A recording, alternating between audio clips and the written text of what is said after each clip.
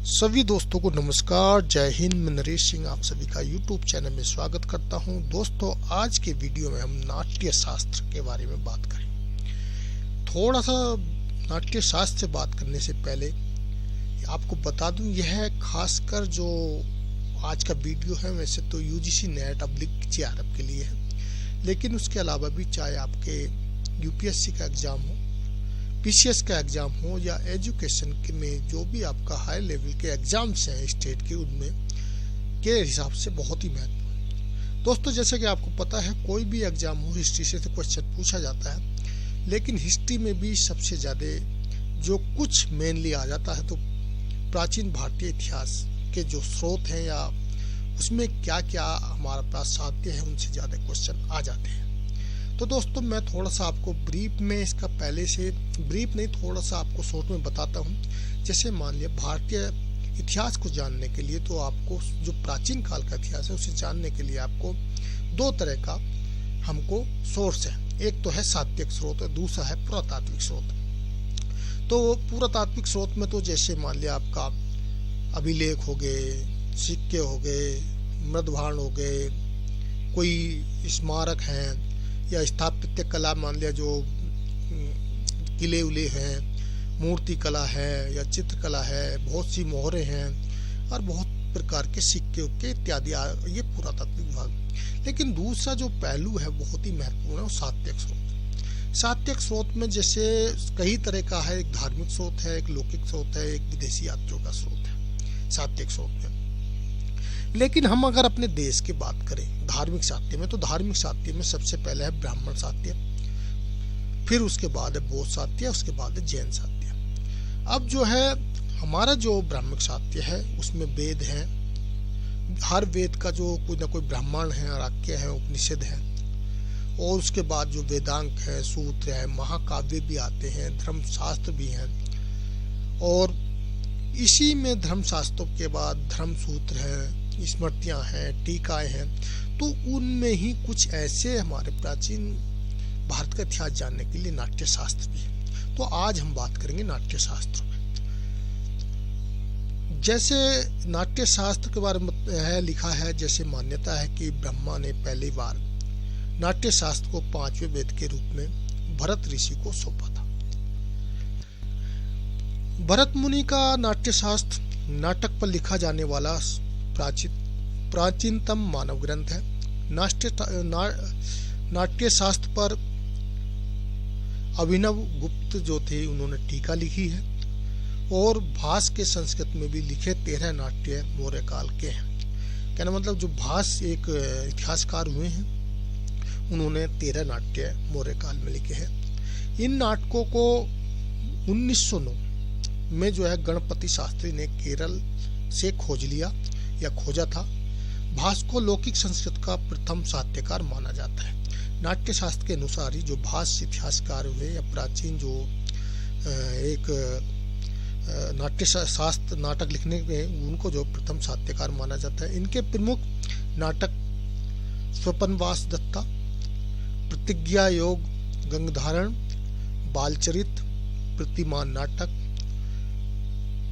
दूत, घटोत्कच, मगध, मयम वियोग एवं दरिदर चारु दत्त जो है मेन नाटक है।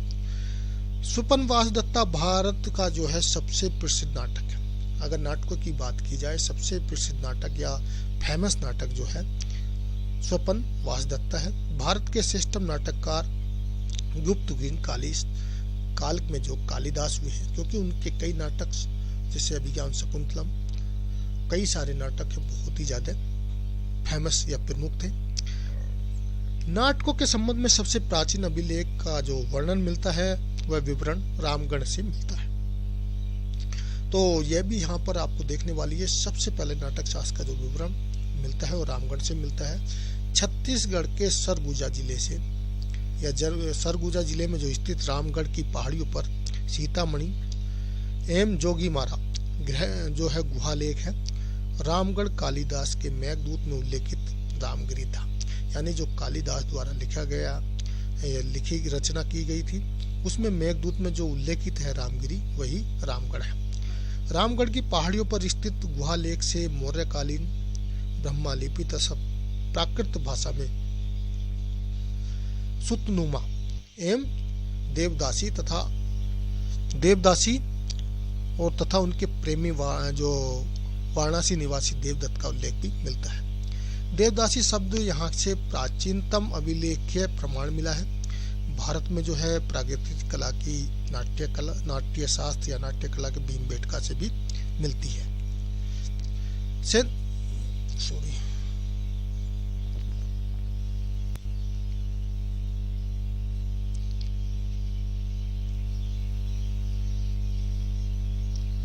सेंधव, एक मिनट क्या हुआ, वॉल्यूम वाला दब गया था। अब जो सिंधु सभ्यता है या सिंधु युग की नाट्यशाला का जो प्रमाण मिलता है वो मोहनजोदड़ो से मिलता है। मौर्य युगीन नाट्यशाला का प्राचीनतम प्रमाण जो है रामगढ़ की सीतामढ़ी एवं जोगीमारा गुहा से तथा मौर्योत्तर युगीन यानी कि मौर्यों के बाद का जो नाट्य शास्त्र का जो प्रमाण मिलते हैं, प्रेक्षागार का प्रमाण हाथी गुफा, नागार्जुन कोंडा तथा नासिक के पुलुवही से मिलते हैं। दोस्तों तमिलनाडु के जो दारासुरम यानी कि दारा समुद्र भी बोलते हैं कि मंदिर में नाट्य शास्त्र की समस्त मुद्राओं का आंकलन, यानी कि जो दारा समुद्र में मंदिर है वहाँ पर नाट्य शास्त्र की बहुत सारी मुद्रा यानी कि चित्र पे बने हुए हैं वहाँ पर मिलते हैं। अब दोस्तों ये तो नाटक शास्त्र के बारे में थोड़ा सा एक ब्रीफ आपको बताया क्या है। अब मेनली यहाँ पर आ जाता है क्वेश्चन, नाट्य शास्त्र कौन कौन से हैं और उनके लेखक कौन है। तो दोस्तों लेखक सबसे पहले बात करते हैं अश्वघोष। तो सारिपुत्र प्रकरण अश्वघोष का नाट्य शास्त्र है या नाटक है। यह संस्कृत में लिखे जाने वाला पहला नाटक था। अश्वघोष के नाटक में कुछ अंश तूफान या मध्य एशिया के एक विहार से मिलते हैं। तो सबसे पहले संस्कृत में लिखा हुआ कौन है? सारिपुत्र प्रकरण। दूसरा जो है लेखक है विशाखदत्त। इनके जो है मुद्रा राक्षस, देवी चंद्रगुप्तम। देवी चंद्रगुप्तम एक लुप्त नाटक, कहने मतलब लुप्त नाटक है यानी कि गुम हो चुका है, जिसके 3 अंश भोज के श्रृंगार प्रकाश में तथा 6 खंड रामचंद्र गुणचंद की नाट्य दर्पण से मिलते हैं। मुद्रा राक्षस एकमात्र नाटक है जिसमें नायिका के पात्र का अभाव है, यानी कि कहने का मतलब ये है जो मुद्रा शास्त्र नाटक है उसमें नायिका नहीं है। नेक्स्ट में शूद्रक लेखक है। यहाँ दोस्तों सिर्फ नाट्य शास्त्र या नाटक जो लिखे गए हैं उन्हीं के बारे में बात हो रही है। नेक्स्ट है शूद्रक। मच्छकटिका यानी कि माटी की जो खिलौना गाड़ी होती है उसके बारे में बताया गया है। इसकी नायिका एक गणिका, वसंत सेना तथा नायक ब्राह्मण व्यापारी चारुदत्त था। और दोस्तों सबसे पहला मच्छकटिका ऐसा नाटक है जिसमें न्याय के बारे में बताया गया है, यानी कि उसमें न्याय के बारे में बताया गया। सम्राट, फिर नेक्स्ट सम्राट हर्ष। इनके जो नाटक है प्रियदर्शिका, रत्नावली एवं नागानंद। बौद्ध धर्म से प्रेरित तथा गद्य में लिखा नागानंद में जीमूत वाहन नामक बौद्ध सत्य की आत्महत्या की कथा लिखी गई है। तो बोधिसत्व जो है जीवित वाहन एक बौद्ध धर्म के बहुत बड़े जो है बोधिसत्व और उनकी जो आत्मकथा की कथा लिखी है। भारतीय नाटक परंपरा में सर्वप्रथम हर्ष गर्भ नाटक यानी कि उप नाटक की शुरुआत किया। यह भी क्वेश्चन कई बार आया है, कौन से ऐसे नाटककार हैं जिन्होंने गर्भ नाटक यानी कि नाटक के अंदर उप नाटक की रचना की शुरुआत की? तो है सम्राट हर्ष। अब नेक्स्ट है विग्रहराज चौहान शासक थे। इन्होंने एक नाटक हरि के लिए लिखा है। इसका अंकन अजमेर के 2.5 दिन के झोपड़ी में है जहाँ पर अभी मस्जिद बनी हुई है। तो दोस्तों हरि के लिए जो है एक विग्रहराज का जो नाटक था उन्होंने उसकी रचना की थी। और पहले जो 2.5 दिन का झोपड़ा है आज की डेट में, वहाँ पर एक सरस्वती यानी कि शिक्षा का केंद्र हुआ करता था। उस शिक्षा के केंद्र पे जो है बहुत सारे वहाँ पर उनकी कुछ पंक्तियाँ लिखी हुई थी जो बाद में तोड़ दिया गया जब गुलाम वंश की स्थापना हुई। और वो आज भी जो है उसकी कुछ पंक्तियां वहां पर मिलती हैं। नेक्स्ट आते हैं सोमदेव। सोमदेव का ललित विग्रह राज नाटक है और ये भी काफी फेमस है। नेक्स्ट लेखक हैं जो पिल्लादन, इनका पात परमाकर व्याग योग जो है नाटक है और ये भी। नेक्स्ट है क्षेमेश्वर चंडकोसिम और जयचंद रंभा मंजरी, इनका भी जयचंद के बारे में भी कई बार, रंभा मंजरी के बारे में पूछा जा चुका है और आगे भी हो सकता है। यशोवर्मन रामाभ्युदय, इनका महत्वपूर्ण और ये भी प्रसिद्ध नाटक है। अब इसके बाद चलते हैं भवभूति। दोस्तों सबसे ज्यादा पूछे जाने वाले नाटक हैं अगर नेट के एग्जाम में देखा जाए तो भवभूति के हैं और इनके 3 हैं, मालती माधव, उत्तर रामचरित और महावीर चरित, और तीनों ही महत्वपूर्ण हैं और भगवान राम के संबंध में इनको लिखा गया।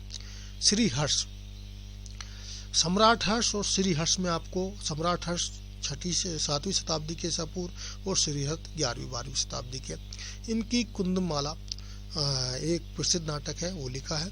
फिर इसके बाद क्षेमेंद्र चंडकोसिक और नेस दानंद, इनका महत्वपूर्ण नाटक है। विल्हड़ की कर्ण सुंदरी, जयदेव का जो है कृष्णा राघव और उमापतिधर, एक ये भी नाटककार हुए हैं। पारिजात हरण और राजशेखर के, देखो दोस्तों इसमें राजशेखर के कई हैं। बाल रामायण, इनसे भी ज्यादा एक क्वेश्चन पूछा जा गया है। बाल भारत,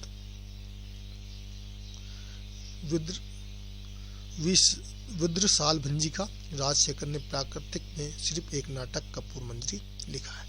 तो दोस्तों आज के जो है वीडियो में सिर्फ यही था नाटक के संबंध में। जितने भी महत्वपूर्ण नाटक थे मैंने उसको बताया, उनके बारे में बताया। और दोस्तों वीडियो अच्छा लगा तो वीडियो को लाइक कर दें, दोस्तों को शेयर कर दें, चैनल को अभी तक सब्सक्राइब नहीं किया तो सब्सक्राइब कर लें। इस तरह की वीडियो आपको और आगे मिलती रहेंगी। साथ ही अगर इस तरह की वीडियो आप चाहते हैं, जब भी आपको मैं वीडियो बनाऊं आपको नोटिफिकेशन मिले, तो साथ में लगे आई बेल आइकन को भी दबाएं। और वीडियो देखने के लिए थैंक यू, धन्यवाद।